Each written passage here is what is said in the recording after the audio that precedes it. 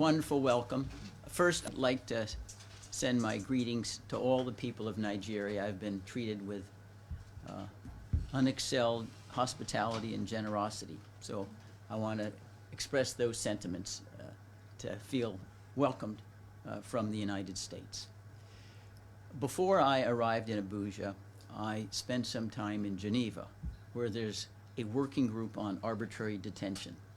It's a 5-member group that's a unit of the United Nations Human Rights Council, and it entertains applications on behalf of persons who have been arbitrarily detained under international law.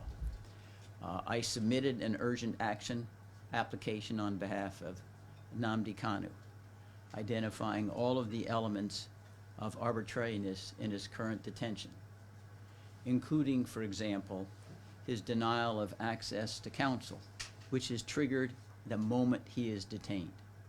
And so you've all heard from Ejiofor that he was denied counsel even when he was first brought into court. But that's not the only denial of detention rights. It seems quite clear, based upon the history of his detention and the struggle for Biafrans through peaceful means to secure a separate sovereignty, that he was singled out because of his ethnicity, his membership in the Biafran community, which is a discrimination prohibited specifically under international law and indeed also under the Nigerian Constitution. If you read the counts in the complaint, now 7, they come at the 11th hour, which is quite irregular. Ordinarily, you accuse someone before a few days before a trial. They consist of activities that are commonplace for all sorts of Nigerians. And why is Nnamdi Kanu the only one charged with such extravagant crimes as treason, levying war against Nigeria? But in addition to those violations of international law, the fact that he was kidnapped, he was tortured, he was extraordinarily renditioned to Nigeria without any due process of law is also illustrative of the arbitrariness of his detention. And you can think of the irregularity by contemplating the following. At the time that he was delivered from Kenya to Nigeria, he had not even been charged with 4 of the 7 counts that are now laid against him, that were not advanced and articulated until last week. He couldn't possibly have been extradited even before legal means. Under the urgent action process in the working group, the Nigerian foreign minister was immediately notified of the allegations in our complaint. In an ordinary case, there's 60-day response time, but because there's a jeopardy to Nnamdi Kanu's health, including the lack of access to professional medical care, it's on a fast track. If the foreign minister responds, and at present he is not, then I will be permitted an opportunity to answer. But the working group is endowed with authority to make final definitive pronouncements on international law. And the Nigerian government is a signatory to the critical documents, the International Covenant on Civil and Political Rights and the Universal Declaration of Human Rights, which bind the government of Nigeria to adherence. And a pronouncement by the working group of arbitrary detention would be a critical weakness in the movement for even a trial for someone who has been illegally captured and delivered.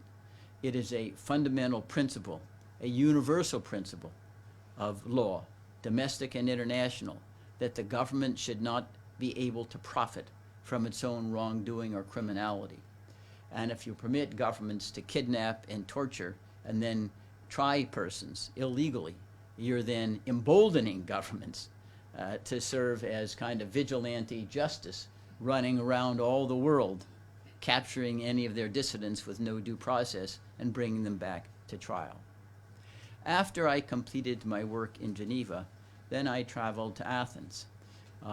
I am working with the foreign ministries of Greece and Israel. I didn't get to Israel because of some glitch in COVID-19, but I hope to travel there after this Abuja visit terminates, to sue the government of Nigeria in the International Court of Justice that sits in The Hague. The International Court of Justice is not like the International Criminal Court. The International Court of Justice only entertains suits between nations. Most recently, in a case very similar to the one concerning Nigeria, the Gambia sued Myanmar in the International Court of Justice for genocide against the Rohingya, and they won early court battles. So the nations bringing suit don't necessarily have to be the ones suffering from the wrongdoing. And the International Court of Justice has a history of trying genocide cases, stemming back to the wars that erupted after Yugoslavia disintegrated, Serbia, Croatia, Bosnia-Herzegovina.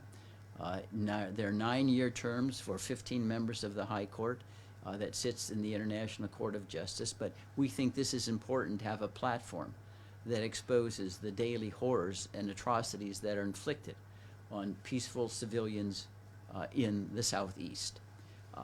I want to underscore that this issue of the upheavals and strife in Nigeria are not intended to point one group against another.